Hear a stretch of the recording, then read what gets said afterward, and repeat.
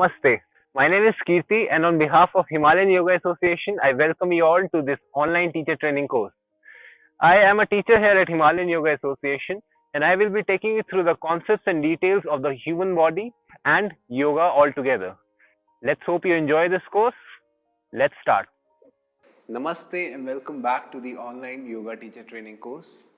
In the previous session, we discussed the evolution of yoga and how it went on to become the modern trend that it is in the present day. In today's session, we are going to go further in the history and the philosophy of yoga by understanding the first three sutras or the first three verses of the Patanjali's Yoga Sutra.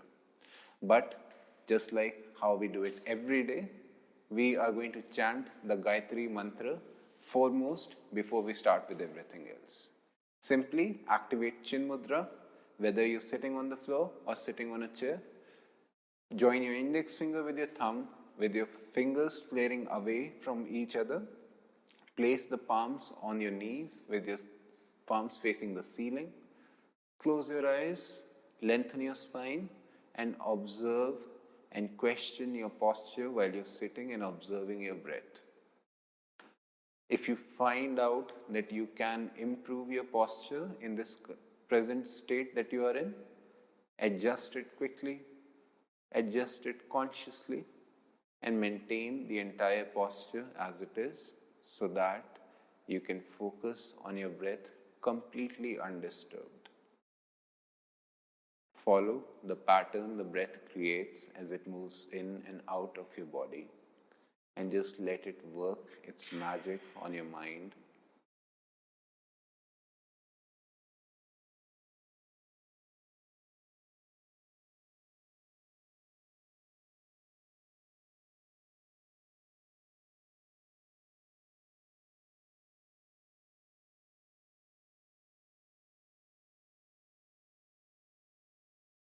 After a few deep and complete breaths, slowly bring your hands in front of your chest, fold your palms with your thumbs touching the heart center.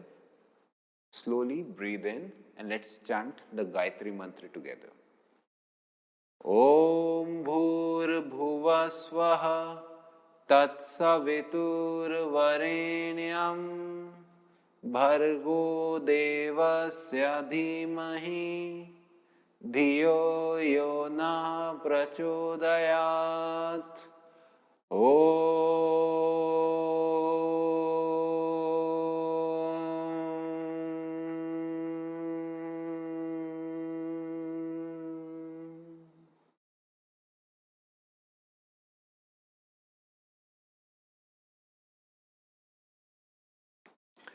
After having absorbed the vibration and effect of the mantra, let's create some energy between our hands by rubbing our palms. Gently rub your palms against each other.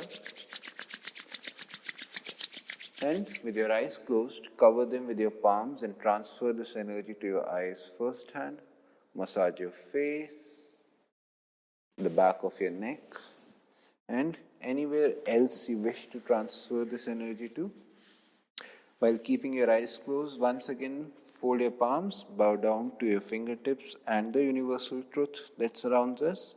And with a few blinks, expose your eyes to light again. Welcome back. So, let's discuss something about Patanjali, who is also credited as the father of yoga. Please do not get confused. In one of the videos, I told you how Lord Shiva is the creator of yoga. Lord Shiva is actually the creator of yoga. That is why he is credited as the Adi Yogi or the first yogi. But Patanjali, who in the classical phase of yoga, or we can also say that Patanjali started the classical phase of yoga because he took the pains to collect all of the information, the teachings, the techniques, the effects, everything together from the pre-classical era of yoga, compiled it all together in one very streamlined fashion, and that became the guideline or the cheat book for the entire universe to follow the practices of yoga from that point onwards. Because of this very reason, Patanjali, even though is not the creator of yoga, but he compiled the entire thing all together, he is credited as the father of yoga, or we can also say he is credited as the father of modern yoga, because his verses were the backbone, or we can say the roots of all the yogic teachings that is circulating in the world today. Everything we know, everything the generations thousands of years before us knew, came from that streamlined fashion of all of that yogic knowledge that he compiled together. So that is why Patanjali gets so much credit whenever we have to talk about yoga. And that is why, because it was the very first streamlined compilation of all of the sutras, Patanjali's Yoga Sutras will always remain immortal. They will always be the final thing or the first thing which everyone can refer to anytime they're trying to clear the doubt. Granted, they are well versed in Sanskrit, because all of these verses are mentioned in Sanskrit.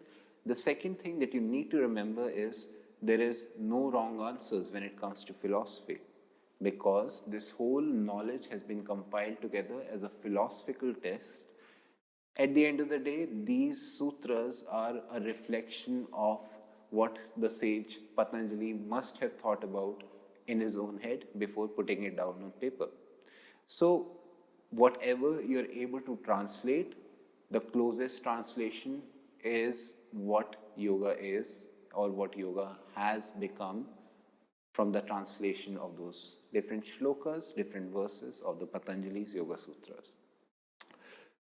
The entire yogic philosophy is based out of 196 different verses. These Patanjali's Yoga Sutras are about 196 in total, which are mentioned in Sanskrit. In the very first video, I told you how everything in India we do is yoga. Why? Because Sanskrit as a language itself is yoga. It's yoga for the mouth, yoga for the tongue, yoga for the breath as well. Also, recent studies have claimed that practicing, learning and conversating in Sanskrit helps in much better memory boost. It helps in remembering things much better, and it also strengthens the conscious part of the brain. And because if you have ever tried to read verses or a paragraph in Sanskrit, you'll know that it's a complete tongue twister.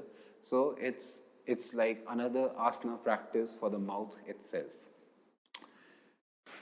I have mentioned the first 3 sutras from the entire 196. We cannot discuss 196 sutras, but the very first 3 sutras is the backbone of all of the 196 sutras. We can also say that these 3 sutras talk about the beginning, the essence, as well as the motive behind practicing yoga. How is all about the rest of these different verses, the 193 that we're not going to discuss. But these 3 shlokas, these 3 verses are the backbone of the entire Yoga Sutras philosophy. The very first verse right here, which is mentioned as Atha Yoga Anushasanam.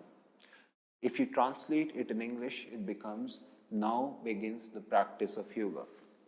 This verse is the first verse of all of these sutras, and just by giving it a very simple read, it feels like it's, there's not much going on. It feels like it's a Nike slogan, just do it, or now starts the beginning of the Yoga Sutras or the practice of yoga. But the method, the intention behind this entire verse, even though by first read it seems so irrelevant, what is the point of mentioning something which is already such an obvious thing? If you have reached the verses altogether by yourself, then you have already started practicing yoga one way or the other. You have caught on to the trend somehow, and opening the book, mentioning that now begins the journey of yoga, now begins the practice of yoga, sounds very irrelevant from a very shallow perspective. You have to read between the lines when we are discussing philosophy, especially in case of the Yoga Sutras of Patanjali. What his intention with the very first verse was, now being the present moment. No matter what you've done in your life in the past, no matter what kind of a history you've created in your alive moments, no matter what you've seen, no matter what you've believed, whether or not you've led a simple, happy, kind life, whether you've lived the life of a criminal or a very bad human being, at the end of the day, today, this moment is the life-changing moment for you. Because yoga is not an activity, yoga is a state of mind. Anytime you decide on walking on the journey or the path of yoga can be a life-changing moment from you. Maybe, of course, it will not change the past that you've lived, but it can very easily design or change the future that you've always foreseen or created with your actions. Like I said, yoga helps in purifying the soul by cleansing the karma. Now, here in this case refers to your state of mind and the state of mind that you decide to be in the future. Begins goes well with the very first word. Now, this moment is the moment of change for you. The practice. Now, practice again is a very tricky word to use over here when we are discussing the first verse, because practice involves a lot of discipline. Practice involves routine. Practice involves change. Whatever you have been doing so far, whatever routine you've been living every day, since you've decided now to change your life and walk on the journey of yoga, you need to bring in self-discipline in your own life. I do not know if you have had the self-discipline so far, but with the help of yoga, the deeper you go in this own journey, the deeper you walk down this path, the practice of self-discipline will get better with you individually and personally. And that, in the end, becomes yoga. If we go by another, a very popular teacher in the recent times in the contemporary phase, Mr. B.K.S. Iyengar himself, he has also mentioned and he has also commented on the Yoga Sutras of Patanjali in his own verses, in his own book. And the translation of this very verse, Atha Yoga Anushasanam, in his words mean, yoga is the journey to find yoga, which also tells you, like I said, everything that we do out here in India is yoga. And walking down this path is all about finding your own true self. Which brings us to the second verse. Yoga chitta vritti nirodha. Yoga chitta vritti nirodha. Another tongue twister from Sanskrit. To be able to speak it will mean doing yoga for the mouth itself. If we translate the second verse, yoga chitta vritti nirodha, then it means yoga removes the fluctuations of the mind. Here, chitta means the mind, vritti means fluctuations, and nirodha means removes, restrains, or controls. Nirodha, if translated in English, becomes to control, to remove, or to restrain somehow. Yoga, as the name suggests, means yoga. So, in simple words, by the practice of yoga, you can easily remove the fluctuations of the mind. In the end, like I've always told you, our mind, the entire universe that we surround ourselves in, lives inside our mind. Our mind is the driver. This physical body that we live in is the vehicle that the mind is driving. Whatever the mind decides, this physical body does. Without a driver, this vehicle will not move at all. Without this body or without this vehicle, this mind will not have any purpose. It will keep creating things inside without giving it any shape, structure, or interaction. These vrittis or the fluctuations are what the modern mind is suffering from most in today's time. People are disturbed because of so many things in life. Everything that we involve ourselves in is stressing us out. The common problems in today's mind still are anxiety, hypertension, depression, ego, and anger. So many emotions, different types of emotions that you are not able to control, but they always get created inside these mind. The ability to be able to control emotions holds the key to how you're going to interact with the world. The ability to control your emotions decides what kind of decision you are going to take. If you're able to control your emotions at a time of need, you can easily control the actions you're taking. And that is what yoga will help you with.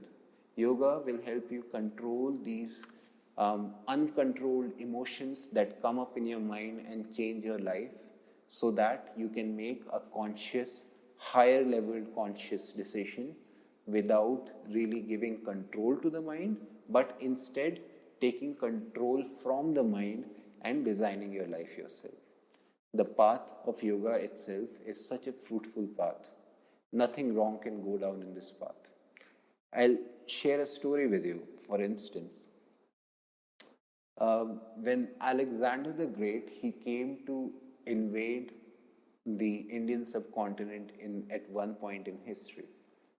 He started conquering the Indian country from up north, and anywhere he was coming, any state that he touched, any border inside the country he touched, he went on to go ahead and conquer every state where he stepped on. His army was huge. He had elephants, the best of soldiers, the best of weapons, and the best of numbers to take over any challenge that the entire army is faced with. While conquering the different states of the entire country, he was heading down south, and on the way somewhere in between, he came across a place with a huge banyan tree under which there was a sage meditating. The entire army was crossing through, and suddenly one of the soldiers, he stopped the meditating sage and asked him to bow down in front of Alexander the Great. Alexander the Great, he asked, who is Alexander the Great? The sage, who was oblivious of everything that was happening around him, who was oblivious of everything that was happening in the world at that time, was simply immersed in the whole activity of meditation, stillness, not losing his own conscience to the outside world. He was immersed inside his own self. He did not know who Alexander the Great was, and Alexander the Great was conquering the entire country from up north and was on his way to conquer the rest of the country. And he was definitely unstoppable. He was unchallenged at that point. Nothing could have challenged him at that point, which will also bring him down. But this single man, with no weapons in his arms, he was not even wearing much clothes, not enough to cover his entire body, sitting under a tree with no other people around him, nothing that he held more to his life except for his own breath, questioned the man himself, who is Alexander the Great. And then one of the soldiers, the same soldier who disturbed this meditating sage, he went on to tell him that this is Alexander the Great. He has been conquering so many states that he has stepped on throughout your country. He has killed thousands of people in battle so far, and if you do not bow down to him, then you will also follow the taste of death. To which the sage replied, if killing me satisfies your soul, then go ahead and do it, but that will not do much to me, because at the end of the day, this body which you will kill is just a vessel. I will continue living because my soul will take another shape at another time in another place, and I will finish my meditation, I will finish my journey, if not now, sometime later. These words from that one single unarmed sage changed Alexander's the Great psyche so much that he decided to take his entire army out of the country, and that changed the human being into a completely different human being. I do not know if he went on to go ahead and conquer other countries, even though his win was defined in that particular battle, in that particular attempt to conquer India as a whole. He could have done that if he had progressed further intentionally. But this one single essence that this body is nothing, the soul will still continue to live. If you want to kill me, you go ahead and kill this vessel. It's of no use to me anyway. Can you imagine the level of, the journey he had taken? Can you imagine how deeply immersed he was and how well connected he was with his mind and his body? How much was he able to control his mind that he was able to make the conscious decision of letting go of this physical body? And that is the role, the purpose, the motivation of yoga. With the help of yoga, you can decide on what is the right thing to do, what will help you, what can be the possibility in any possible case without being overpowered by your emotions, without holding on to this whole physical body, without holding on to this physical self that is I, your own particular ego, or without giving much credit to this single vessel that we walk around with. Yoga, chitta, vritti, nirodha. Yoga removes the fluctuations of the mind. Practicing of yoga will empower your inner will empower your true self. And this is what the third verse is all about. Tada drashtuhu swarupe avasthanam, which means then the seer is established in its true glory. Here, seer, which if you translate it in other words, a synonym of it would be sage or rishi in the Indian culture. Here, seer is not a human being, it is nothing living, it is the conscious mind itself. The mind is the final product of entire yogic philosophy, and not just the yogic philosophy. The mind is the most powerful being of any human being. Without a mind, even the biggest of animal is useless. If at all, he does not have a conscious mind. Even the strongest of human being can easily taste defeat if he faces a clever brain. And that is what yoga does to you. Yoga amplifies the mind to an extent that it can finally unleash its true glory and continue on developing the human being from there. With yoga, chitta, vritti, nirodha, you are able to control the mind. You are able to remove the fluctuations, the emotions, the uncalled for, uncontrolled emotions, and you are able to take complete control of the mind so that you can finally understand what the mind truly is, what it is capable of, and put it to some good use. Put it to some yogic use, if you may, or at least put it to some conscious human use. Once the fluctuations of the mind are removed, the ego immediately fades away. When the ego fades away, the ahamkara, which is ego, I, self, is out of the picture. Only then will you start thinking of everything that surrounds you. Once you realize how small you are in this entire universe, you will realize how everything plays a huge role in the existence and the creation of this world that you live in. Once you realize how capable, how lucky, how gifted you are with the help of a conscious mind, you will be able to empower the weak, the unlucky, and the ungrateful around you. You will be able to bring about a positive change outside just because you are able to control the mind.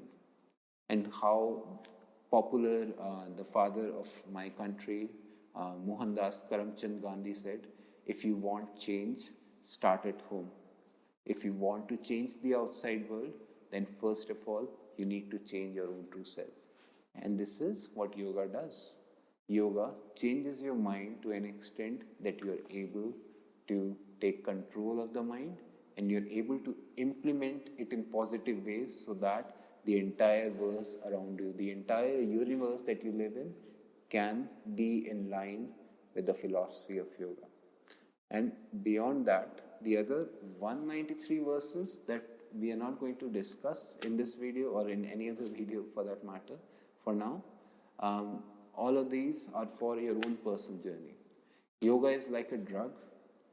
Once you feel it, once you taste it, you will feel great. When you do not do it, on days when you do not practice any yoga in any form, you will feel low, you will feel depressed, you will want to have a taste of that drug again. And then when you try it again, you again remember the great feeling that you achieved by practicing yoga the first time. This is how yoga helps you overcome the hurdles of life with easy problems. Don't get me wrong, by doing yoga, your life is not going to become any easier. But it will, at least you will be happy while facing the challenges of life. You will find yourself that the results, whether or not they bear a positive fruit, they are at least worth the effort, because success is something that is determined by others, but satisfaction is something that you yourself decide. So success may or may not be the goal of yoga, but satisfaction and feeling grateful, feeling satisfied truly is yoga in itself. This is everything for today's video. In this video, in the upcoming video, we will understand something else about the yogic philosophy. Until then, thank you so much. Namaste.